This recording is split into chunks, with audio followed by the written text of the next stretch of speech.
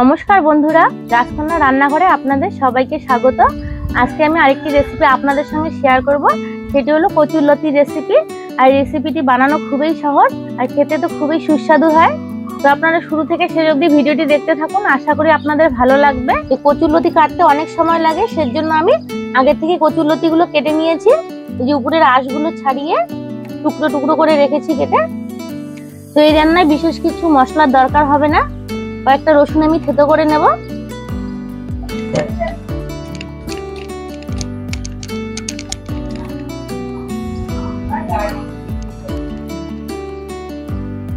আমি কচুরলতির আজকে ঝাল বানাবো, সের জন্য লঙ্কা বেটে নিচ্ছি। এই রান্নায় একটু লঙ্কার বেশি প্রয়োজন হয়, গলায়ও ধরে না, খেতেও ভালো লাগে একটু ঝাল ঝাল হলে কচুরলতি।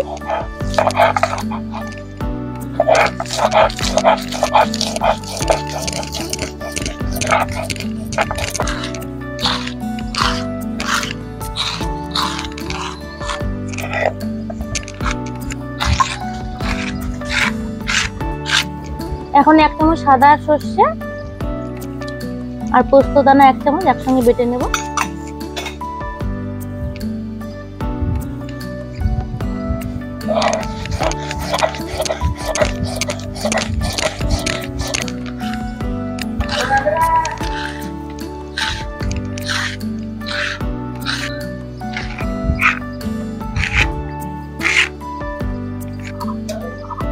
সবকিছু রেডি করে নিয়েছি, এখন আমি রান্নাটা চাপিয়ে দেব।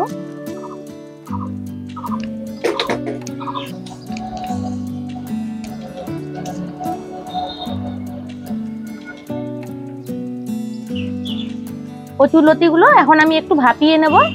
কড়াইয়ে জল দিয়ে দিচ্ছি আর দিয়ে দিচ্ছি 1/2 চামচ লবণ। এই জলগুলো ফুটতে শুরু করে দিয়েছে, এখন আমি কচুরলতিগুলো দিয়ে দেব।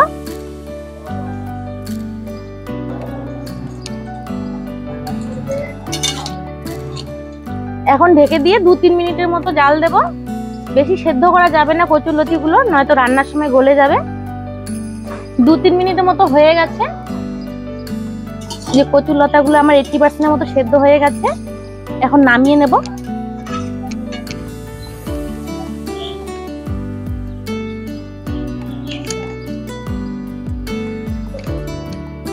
কচুরলতির ঝাল রান্না করার জন্য এখন কড়াইয়ে দিয়ে দিচ্ছি সরষের তেল।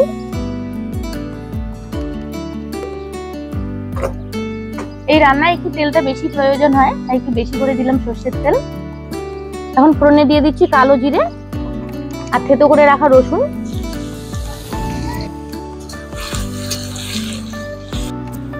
আর যারা নিরামিষ খান তারা রসুনটা স্কিপ করে দেবেন, শুধু কালো জিরা ফোড়নে দিয়ে রান্নাটা করে নেবেন।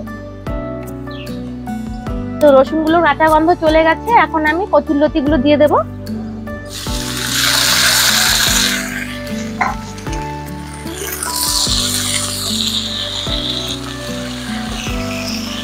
কচুরলতিগুলো এখন আমি ভালোভাবে ভেজে নেব। কচুরলতিগুলোতে দিয়ে দিচ্ছি স্বাদ মতো লবণ, পরিমাণ মতো হলুদ গুঁড়ো। কচুরলতিগুলোতে 4-5 মিনিটের মতো ভালোভাবে ভেজে নেব। এই কচুরলতিগুলো 4-5 মিনিটের মতো ভেজে নিয়েছি, যে ভাজা ভাজা হয়ে এসেছে। এখন এতে আমি বেটে রাখা কাঁচা লঙ্কাটা দিয়ে দিচ্ছি। লঙ্কাটা দেওয়ার পর আরেকটু ভেজে নেব, লঙ্কার কাঁচা গন্ধটা যেন চলে যায়। যে লঙ্কার কাঁচা গন্ধটা চলে গেছে, এখন এতে আমি বেটে রাখা সর্ষে পোস্তটা দিয়ে দিচ্ছি।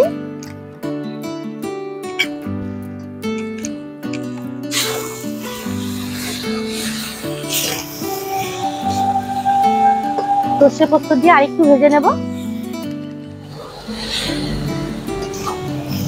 কচুরলতি ভাজতে ভাজতে প্রায় মোটামুটি সেদ্ধ হয়ে এসেছে। এখন একটু আমি অল্প পরিমাণে জল দিয়ে দেবো। যে ছোট বাটির 1 বাটি জল দিয়ে দিচ্ছি।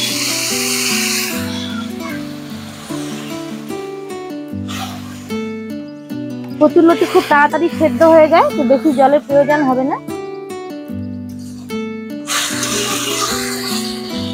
এখন ঢেকে দিয়ে 3 মিনিটের মতো রান্না করে নেব, তাহলেই সেদ্ধ হয়ে যাবে কচুরলতিগুলো ভালোভাবে। 3 মিনিটের মতো হয়ে গেছে। যে কচুরলতিটা একদম মাখো মাখো হয়ে গেছে আর ভালো মতো সেদ্ধ হয়ে গেছে। তো কচুরলতি আমার একদম রেডি হয়ে গেছে। তো অনেক সময় কচুরলতি ভালোভাবে রান্না করার পরেও গলায় ধরে, সেজন্য আমি এখানে একটু লেবু রস দিয়ে দেব।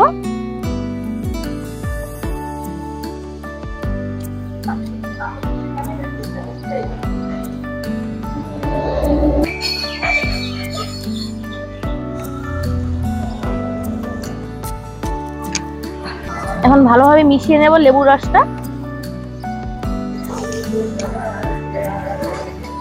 আর এখন কিন্তু আলতো ভাবে নাড়তে হবে, নয়তো কচুরলতি গুলো একদম গলে যাবে। এই কচুরলতির ঝাল আমার একদম রেডি হয়ে গেছে, এখন নামিয়ে নেব। এখন একটা প্লেটে নামিয়ে নিচ্ছি। এই গরম গরম কচুরলতির ঝাল গরম ভাতের সঙ্গে খেতে কিন্তু খুবই ভালো লাগে, আর খুব অল্প উপকরণে হয়ে যায়।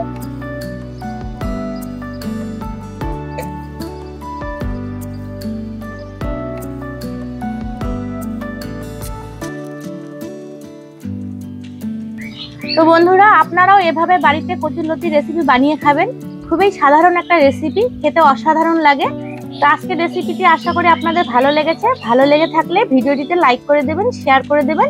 আর আমার চ্যানেলটিতে নতুন বন্ধু হয়ে থাকলে চ্যানেলটিকে সাবস্ক্রাইব করে দিয়ে আমার পাশে থাকবেন। তো ভিডিওটি এখানে শেষ করছি। সবাই ভালো থাকবেন। দেখা হচ্ছে পরবর্তী কোনো রান্নার ভিডিও নিয়ে।